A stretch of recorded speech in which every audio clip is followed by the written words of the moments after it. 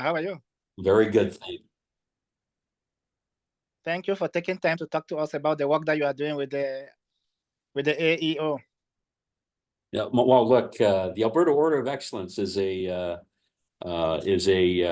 amazing honor that is conferred upon Albertans, but it's a very rare honor because, you know, since its inception, there's only 212 people who have been conferred with this honor, and the population of the province is 4.7 million people. So you can imagine what a special individual would receive such an honor. Thank you. So, who can take part in this honor, and how can they get nominated, or how can they get involved? So we reach out to lots of different communities, and it's driven by nominations. So an individual cannot nominate themselves, but we do encourage people to go to the Alberta government's website for the Alberta Order of Excellence and look at the nomination papers and fill it out that way. And for consideration this year, people have to be nominated by February the 15th. But we do keep those nominations for a period of 3 years. So even if you don't get it in time for this year's consideration, we still look at the nominations from previous years. And, obviously we're looking for people who have made a significant contribution to Alberta as a whole, or perhaps even the country or the world, as the case may be. And there's certainly Albertans that have done that have made contributions that have been significant, at a world level. So those who are dead, can they still be nominated, or it's only for those who are alive? No, you must be alive to be nominated. Although if you're nominated and it's been we've accepted your nomination and you're a successful nominee, but you die before the time of the award, then it can be given posthumously, but you have to be alive to be nominated. Okay, so this is a very prestigious award. What is the percentage of multicultural communities who have been celebrated with this? Sorry, run that by me again. Yeah, do you know the percentage of people from marginalized communities who have been celebrated through the Alberta Order of Excellence? Yeah, we don't really keep a track of nominees from marginalized communities, but I can say that last year, I think of the 8 people that were awarded, I think 3 of them were immigrants. So, but we don't keep a track of what they're first of all, I'm not even sure how to define a marginalized community. But we've had people that have won who have been advocates for people with physical disabilities. We've had people who, like former Prime Minister Harper was one of the winners last year.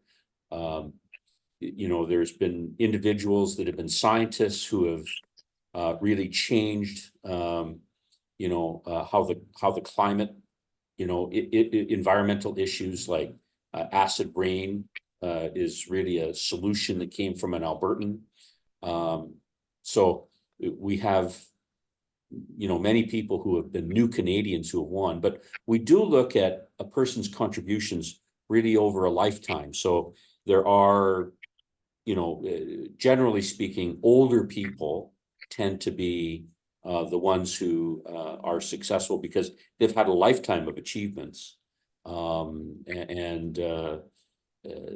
know that there are people from new Canadians who have done amazing things, but maybe they've only done it for the last 10 or 15 years. It may be significant, but it's not a lifetime of achievement. And, so we do look at the significance of their contributions to Alberta or Canada. And we look at, over a period of how long did they do this for? And as I said, it's, we give out far fewer Alberta Orders of Excellence than, say, Orders of Canada.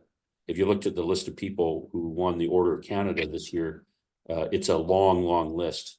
Our list is not nearly that long. And So it's a particularly rare recognition.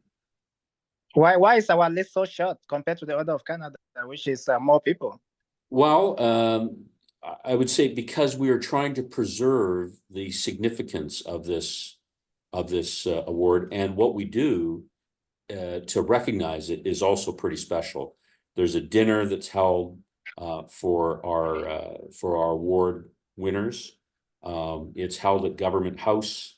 It's restricted to 100 people in that room, so we allow each of the people who win to bring a table of perhaps their family or closest friends to support it. So, for example, last year, Prime Minister Harper brought his mom, who's from Ontario. He had his mom come out. She's, I don't know how old she is, but he had his mom and his brother out, and so it's very, very special. We go beyond what the Order of Canada does in terms of celebrating the achievements of these people. Is it connected that if you win the Alberta Order of Excellence, you can win the Order of Canada as well? Are they interconnected? Yeah, it's a good question. I mean, there is some overlap.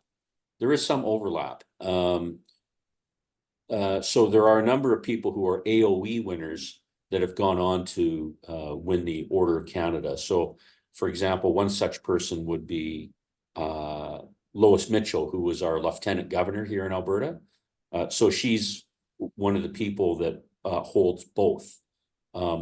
But the reverse is not necessarily true. If you win the Order of Canada, there's no automatic way for you to win the Alberta Order of Excellence. But many people who have been recognized by the province are also recognized by the federal recognition issued under Rideau Hall, which is the Governor General of Canada. Okay, so how are you reaching out to immigrant communities with this wonderful, most prestigious award in our province? So the government of Alberta has a multicultural communications network.